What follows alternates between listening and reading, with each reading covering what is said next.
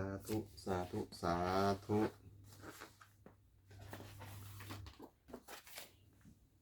บัดนี้เป็นครั้งที่ 22ตรงกับวันที่ 1 เดือน 12 พศ 2568 ที่ข้าพเจ้านายอัครชัยทาสีรหัส 083 ขอเปล่งวาจาสรยายพุทธมนต์ถวายปืนพุทธบูชาธรรมบูชาสังฆบูชาและอัญชลีบูชาแด่องค์พระคัมภีร์เถระเจ้าองค์ปู่สมเด็จรุ่นหลวงปู่มันเดชหลวงปู่ศิลาตลอดทั้งครูบาอาจารย์ผู้เป็นเจ้าของวิชาจินดามณีขอเทพเทวทั้งหลายโปรดจงมาอนุโมทนาในการสวดสรยายของข้าพเจ้านี้ขออนุภาพคุณพระไตรครูบาอาจารย์ขอเทพทั้งหลายโปรดจงบันดาลให้จิตของข้าพเจ้าเป็นสมาธิอันควรแก่การสวดสรยายมนต์ต่อไปสมันตาจากกะเวมสุอันตราขันจันตุเทวตาสุธรรมังมุนิราณสสุนันตุสังกะโมกถังสังเคกับเปจดุเปสนิคารเต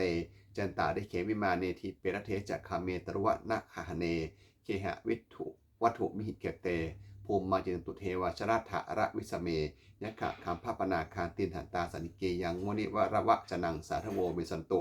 ธรรมะสวนกโรอยัมวะพันตาธรรมะสวนกโรอยัมวะพันตาธรรมะสวนกโรอายัมวะพันตานะโมตัสสะภะคะวะโตอะระหะโตสัมมาสัมพุทธัสสะนะโมตัสสะภะคะวะโตอะระหะโตสัมมาสัมพุทธัสสะนะโมตัสสะภะคะวะโตอะระหะโตสัมมาสัมพุทธัสสะ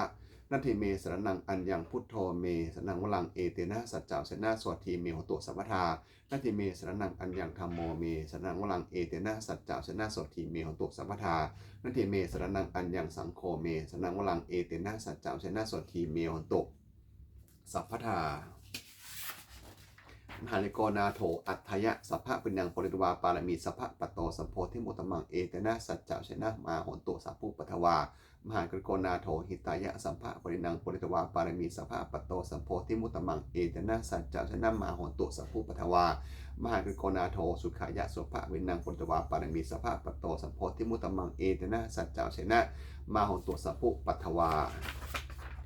เอวเมสุตังเอกังสมยังภควาสังเกสุวิหารติกาปิรัพุสมิงมหาวเนมหาตาภิกขุสังเกนาเศรษฐิงปัจจะเมตหิภิกขุสตหิสเพเหวาอรหันตหิทัสหิจะโรกาธารุหิเทวตาเยปุยนาสันนิปริตาโหติภควันตันทัสัญญาภิกขุสังฆจะอัตโคจตุนังสุทวาสักกายิกันนังเทวนังเอตระโหสีอายังโคเทภควาสังเกสุวิหารติกาปิรัพุสมิงมหาวเนมหาตาภิกขุสังเกนาเศรษฐิงปัจจะเมตหิภิกขุสตหิสเพเหวาอรหันตหิทัสหิจะโรกาธารุหิเทวตา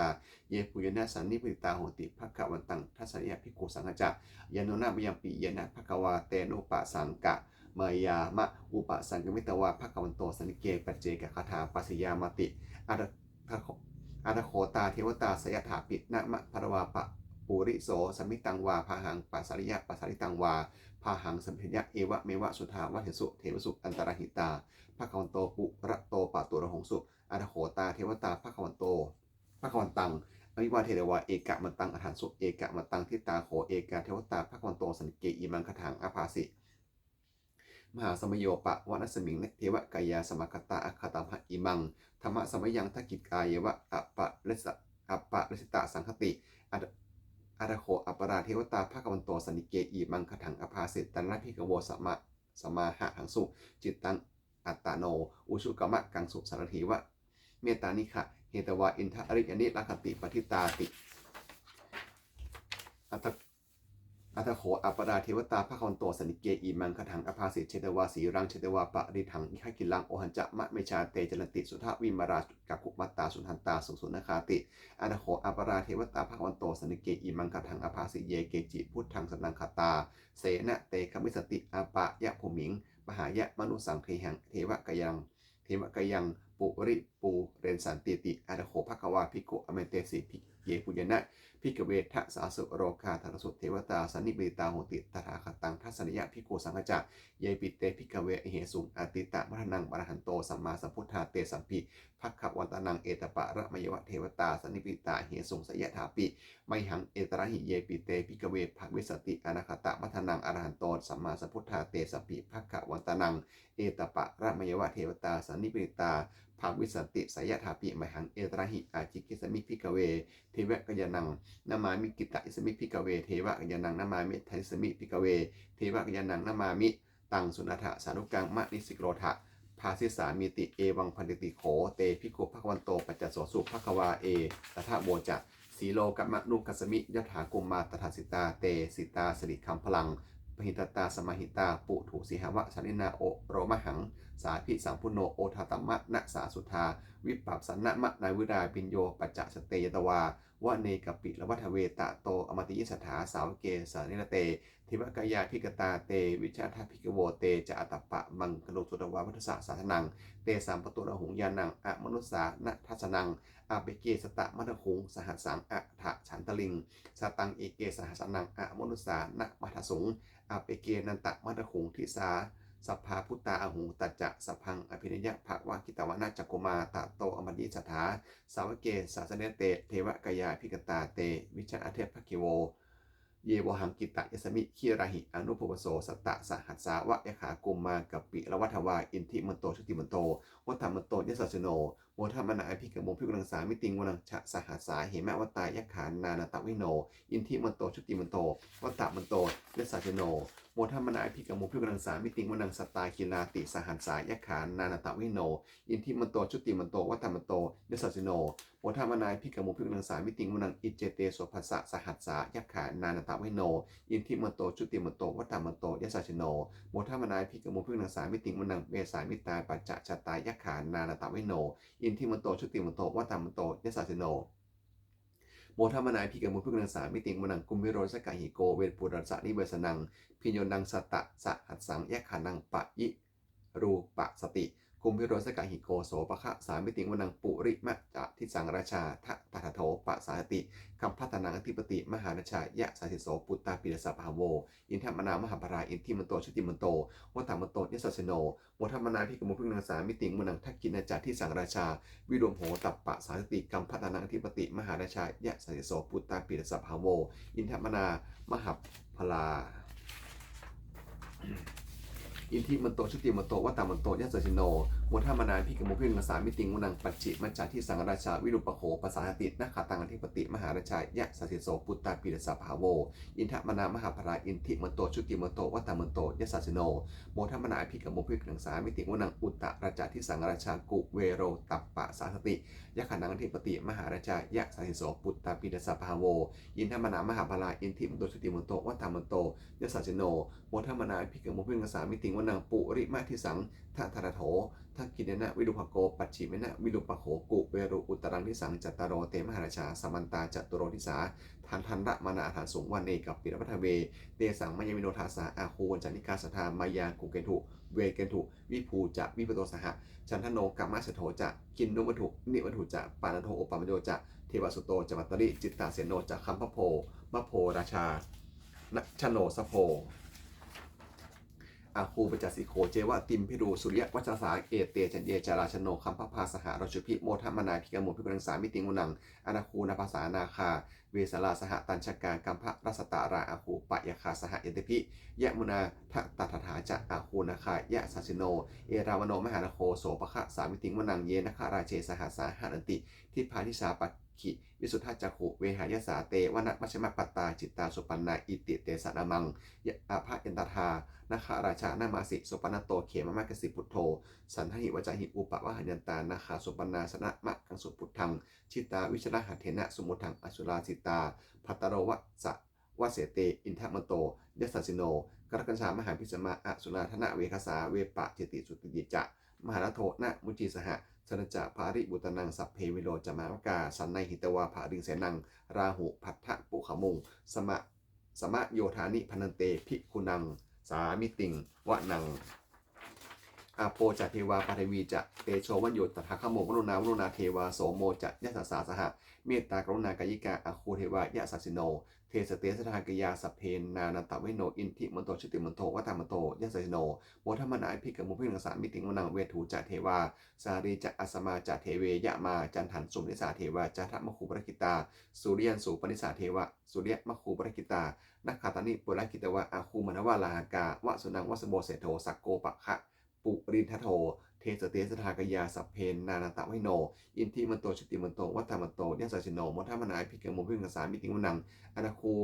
สาภูเทวาชละมัคคีสิกขานิวะอธิตกาจะโรชาจะอุมมาบุพานิพาสโนวัตุนาสหพัมมาจะอัจจุตาจะอเนสกาสุเรยะรุจราอาคูวัสวะเนสโนเทสเดสถาเกยาสัพเพนนานาตวิโนอินทิมันโตชุติมันโตวัฏมันโตยัสเสโนโมทามนาภิกมุเวงสามิจริงวะนังสมณามหาสัมมนามุนุสามนุสุนมากินคาบุตุสิกาอาคูมะโนปทุสิกาอนาคูหายโยเทวาเยโจโลหิตวาสิโนปาราคามหาปาราคาอาคูเทวายะสัสิโน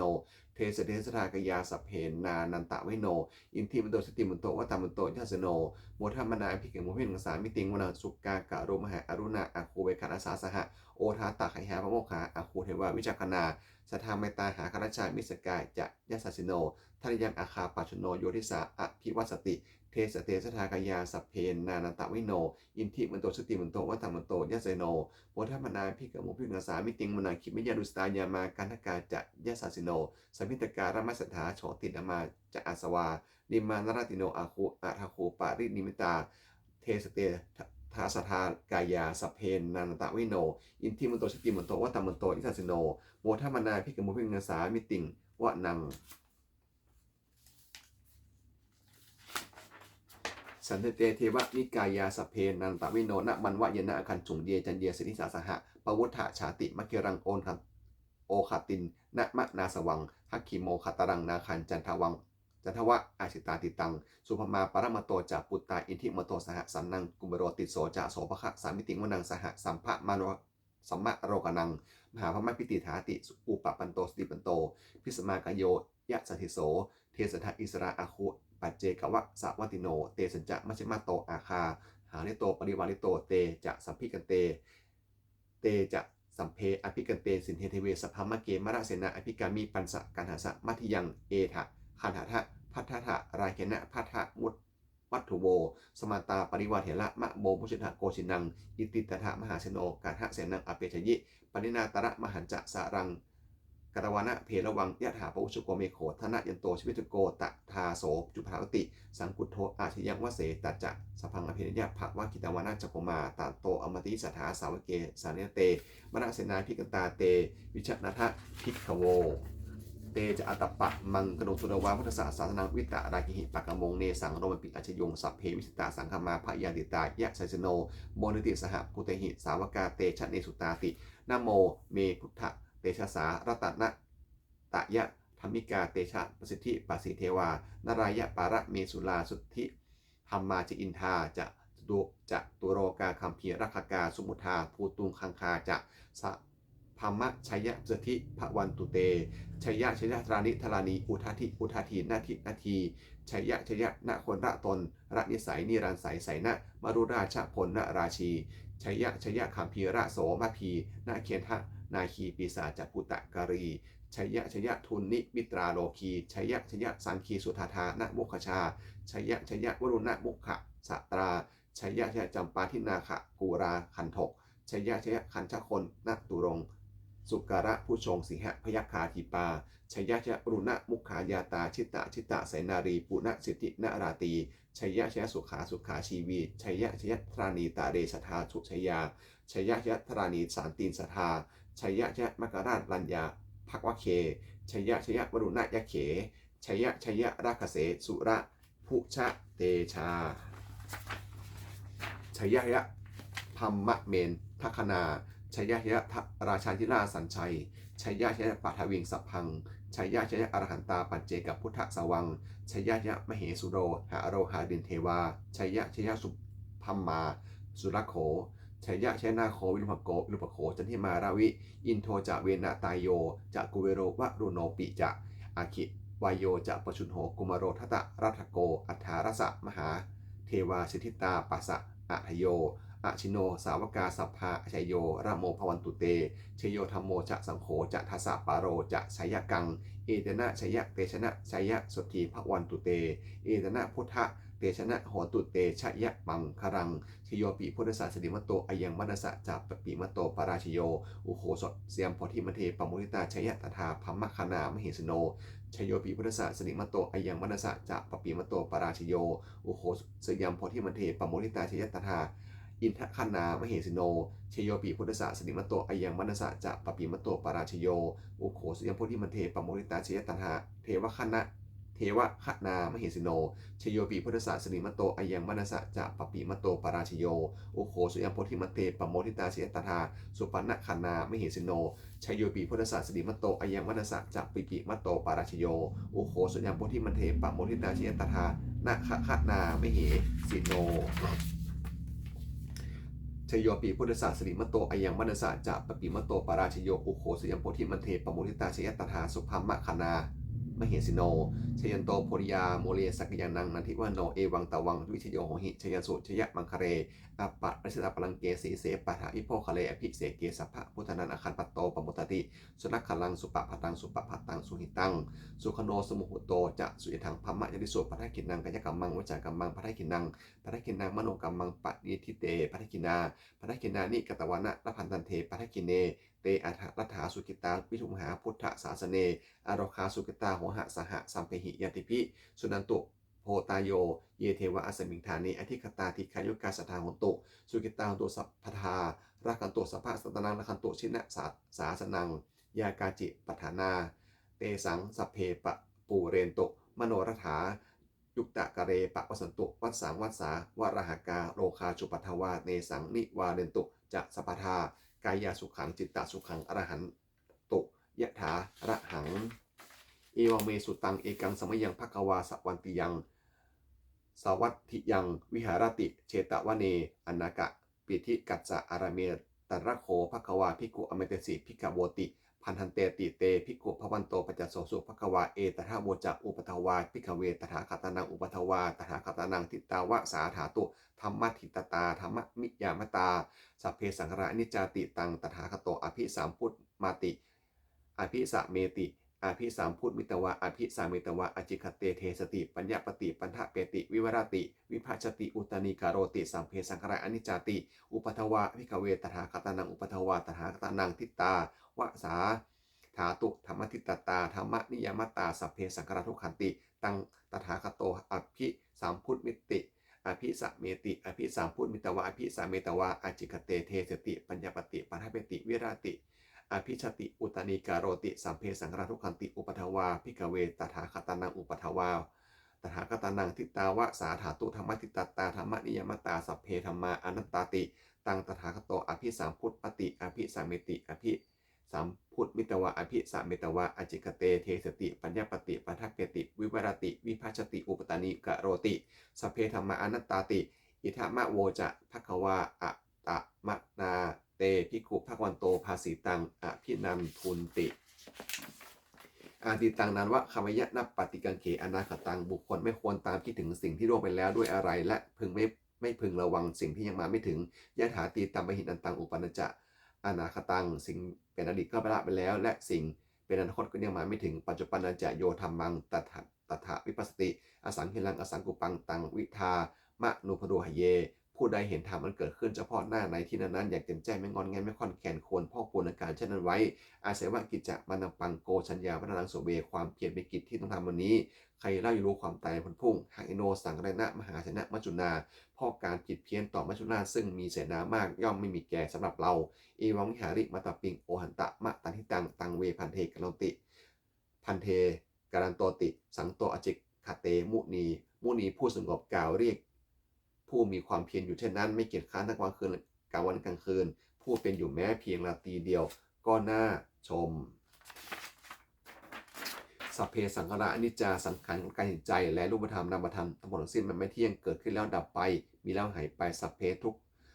สังขารทุกขาสังขารของกายจิตใจและรูปธรรมนามธรรมทั้งหมดทั้งสิ้นมันเป็นทุกข์ทนยากเพราะเกิดขึ้นแล้วแก่เจ็บตายไปสัพเพธรรมาอนัตตาสิ่งทั้งหลายทั้งปวงสิ่งที่เป็นสังขารแลไม่ใช่สังขารทั้งหมดทั้งสิ้นไม่ใช่ตัวไม่ใช่ตนไม่ควรถือว่าเราว่าของเราว่าตัวของเราอุทุวังชีวิตตังชีวิตของไม่ยั่งยืนทุวังมรณังความตายเป็นของยั่งยืนอัตวสังมายามาริตัมพังอันเราจะพึงตายเป็นแท้มรณะปาริโยสานังเมชีวิตตังชีวิตของเราย่อมชีวิตของเรามีความตายเป็นที่สุดรอบชีวิตตังเมอนิยตังชีวิตของเราเป็นของไม่เที่ยงมรณังเมนิยตังความตายของไม่เที่ยงความตายของเราเป็นของเที่ยงว่าตาควรสังเวช อายังกายโยกะจิรังร่างกายนี้ไม่ได้อยู่นานอเปตะวิญญาโนขั้นปัญจจากวิญญาณชุดโธอันเขาทิ้งเสร็จแล้วอธิสายติจากหลับนอนปะทวิงซึ่งแผ่นดินการิงคารังอิวะประดุดว่าประดุดดังท่อนไม้ท่อนฟืนนิรันถางหาประโยชน์ไม่ได้อนิจจาวตาสังขาราสังขารทั้งหลายไม่เที่ยงหนออุปทวะยะธรรมมิโนมีความเกิดขึ้นแล้วมีความเสื่อมเป็นธรรมดาอุปัชชิตวานิรูดมันติขันเกิดขึ้นแล้วย่อมดับไปในสังอุปสะโมสุขโขความเข้าไปสงบระงับสังขารทั้งหลายเป็นสุขอย่างยิ่งสัพเพสตาบรันติจะสัตว์ทั้งหลายทั้งปวงกำลังตายอยู่มาริสุจะมริสเลที่ตายแล้วและกำลังจะตายตัดเหวหังมริสามิเราก็จักตายนั้นเหมือนกันอัติเมอัฏฐสังขโยความสงสัยในความตายนี้ย่อมไม่มีแก่เราเลยยังกิจิกุสลังกัมมังทัพพิปไตหิกตังมุญยังโนอนุโมทันตุสุนันตุพตัญโยเทเยเทวะอัสมิงฐานเนทิกตาทิคายกาสัทธาหุนตุสุกตาหุนตุทุกขามุจตุมาตายปิตาสุกตาหุนตุทุกขาปุจตุสัพเพยติกาสุกตาหุนตุทุกขาปุจตุสัพเพยติกาสุกตาหุนตุทุกขาปุจตุสัพเพปิสาสัพเพยขาสัพเพเปตาสุกตาหุนตุทุกขาปุจตุสัพเพอาจาริยุอุปัชชยะสุกิตาโหตุทุกขาวัจตุสัพเพนักขตาสุกิตาโหตุทุกขาวัจตุสัพเพเทวาสุกิตาโหตุทุกขาปโมจตุสัพเพสามะตินังสามิฉันตุโวนะโมโพธิสตวกันติมยะดีภควานะโมโพธิสตวกันติมยะอิติภควานะโมโพธิสตวกันติมยะอิติภควายาเทวตาสันติวิหาระวิชนีโถเปคาเรถูเปคาเรแต่โพธิมัน